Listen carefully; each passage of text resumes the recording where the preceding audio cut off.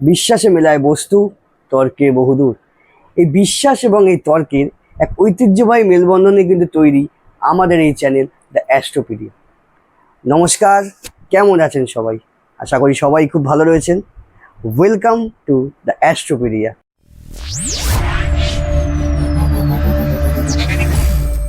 আপনাদের সঙ্গে রয়েছে আমি সায়র এবং আমার সঙ্গে কিন্তু রয়েছে আবির বণিক। নমস্কার। নমস্কার। নমস্কার।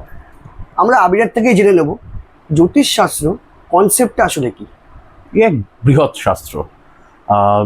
শুরু করা যাক পরাশর মুনি থেকে।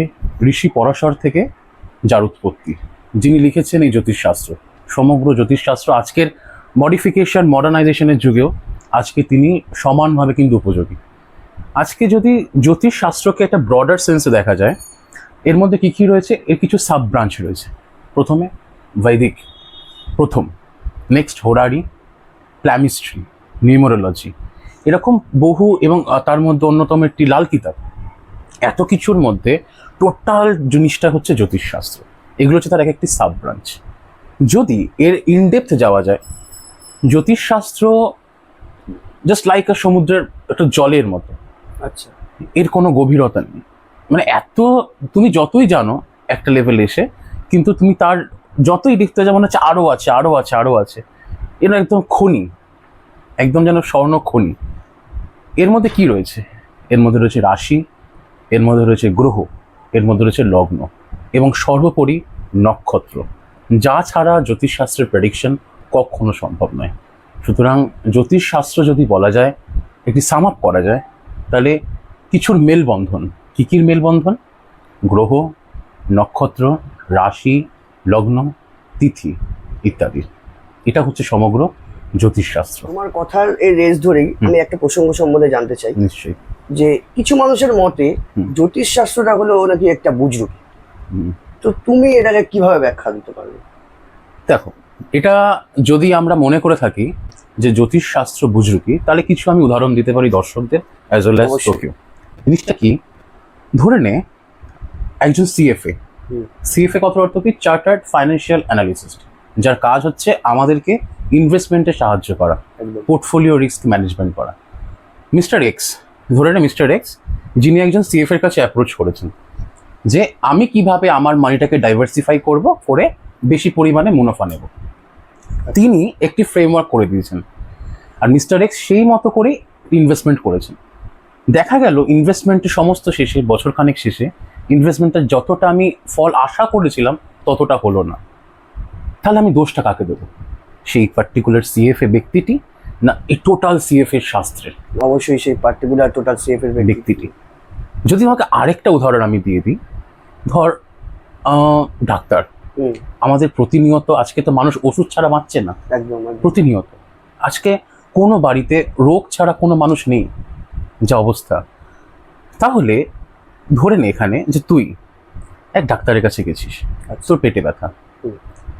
তুই গেলি ডাক্তারের কাছে, তোর হয়তো পেটে গল ব্লাডারের স্টোন অপারেশন করতে হবে, বা যে কোনো অপারেশন করতে হবে। সেক্ষেত্রে ডাক্তার তোকে অপারেশন করলো, কিন্তু অপারেশনের পর দেখা গেল যে তোর পেনটা কমেনি এখনো, কোনোভাবে অপারেশনটা মিসম্যানেজড হয়েছে। তাহলে দোষটা কার? সেই ডাক্তারের, না টোটাল ডাক্তারি শাস্ত্রের? অবশ্যই ডাক্তারের। যদি আরেকটা এক্সাম্পল আমি তোকে দিই, ধর একটা অঙ্ক, একটা বীজগণিতের অঙ্ক। যখন আমি করছি অঙ্কটা, যখন করব, এই যে ফর্মুলাটা আমি যেটা ইউজ করছি, সেটা যদি আমি ঠিকভাবে না জানি, তো দোষটা কার? আমার, না অঙ্ক শাস্ত্রের, গণিত শাস্ত্রের? অবশ্যই তোমার, আমার। সুতরাং জ্যোতিষ শাস্ত্র কখনো বুজরুকি হতে পারে না। আমি বারবার বলছি, জ্যোতিষ শাস্ত্র বুজরুকি নয়, এটা একটা অকাল্ট সায়েন্স। এর মধ্যে ক্যালকুলেশন রয়েছে, এর মধ্যে হিসাব রয়েছে। নাহলে আজকে কি করে সম্ভব একটা জ্যোতিষ শাস্ত্রতে একটা মানুষের সম্পূর্ণ বিবরণ বলে দেওয়া, তার ডিটেলস বলে দেওয়া? কি করে সম্ভব?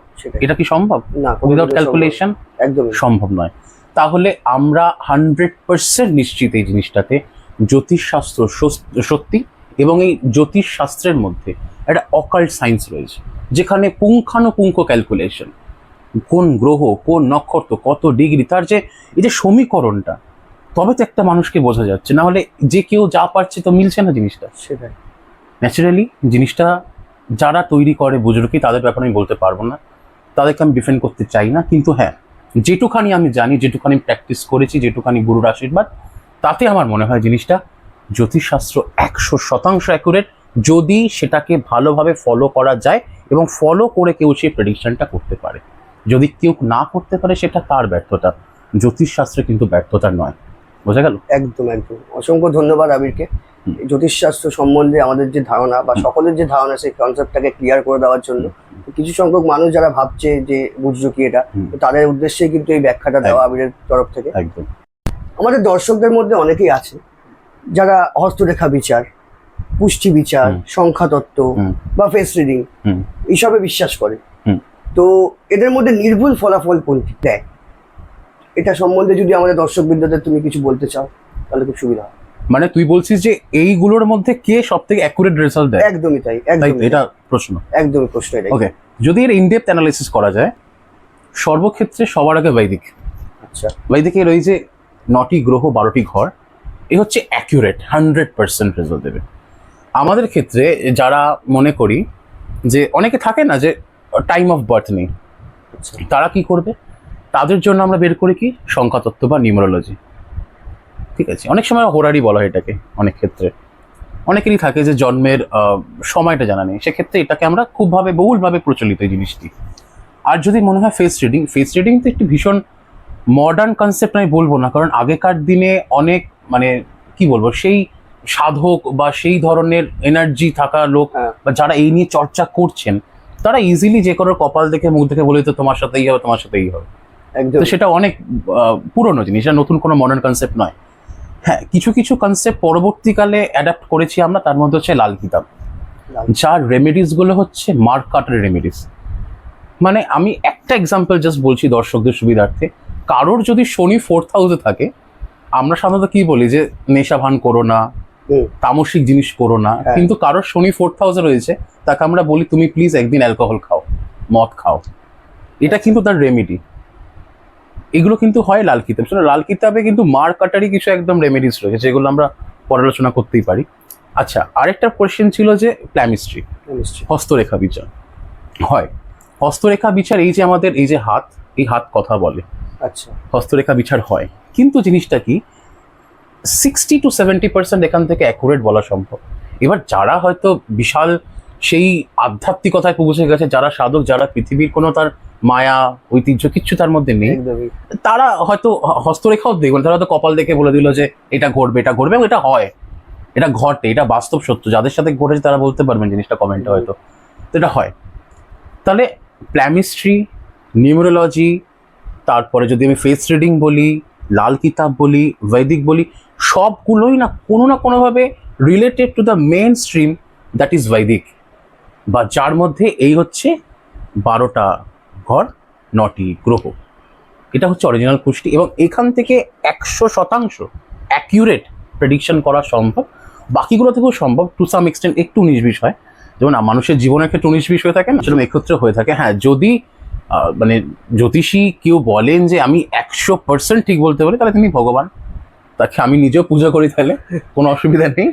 কিন্তু হ্যাঁ, একটু এদিক ওদিক হতে পারে জিনিসটা, কারণ ভগবান কেউ না, ভগবান চালান, ভগবান বলান, তাই আমরা বলি। আমাদের বা কতটা সাধ্য হতে পারে, কারণ তিনি তো সবটা লিখেছেন, জন্ম থেকে মৃত্যু সব লিখেছেন। আমরা আর কতটা কি বলতে পারি, সবটাই তার আশীর্বাদ। কিন্তু হ্যাঁ, যদি তোর এই প্রশ্নের কনসেপ্টে দিয়ে যাই, তাহলে আমি বলবো যে বৈদিক পুষ্টিটা হচ্ছে অরিজিনাল বেস, যেখান থেকে আমরা যে কোনো কিছু প্রেডিকশন করতে পারি, জন্ম, বিয়ে, মৃত্যু, সবটাই। That's it. অসংখ্য ধন্যবাদ আবির তোমাকে এই বিষয়গুলির উপরে আলোকপাত করার জন্য, এবং অসংখ্য ধন্যবাদ সকল দর্শক বন্ধুকে যারা এতক্ষণ ধরে আমাদের চ্যানেলের সঙ্গে জুড়েছিলেন। এরকম আরও কিছু ভিডিও পেতে আপনাদের কিন্তু সাবস্ক্রাইব করে রাখতে হবে আমাদের এই অ্যাস্ট্রোপিডিয়া চ্যানেলটি, এবং যদি ভিডিওটা ভালো লাগে তো অবশ্যই একটা লাইক করুন এবং কমেন্ট করতে ভুলো না যে কোন ভিডিওর অংশটা তোমাদের সবথেকে বেশি ভালো লাগলো, এবং শেয়ার করো নিজেদের বন্ধুদের সঙ্গে বা আত্মীয় স্বজনের সঙ্গে। ততক্ষণের জন্য নমস্কার।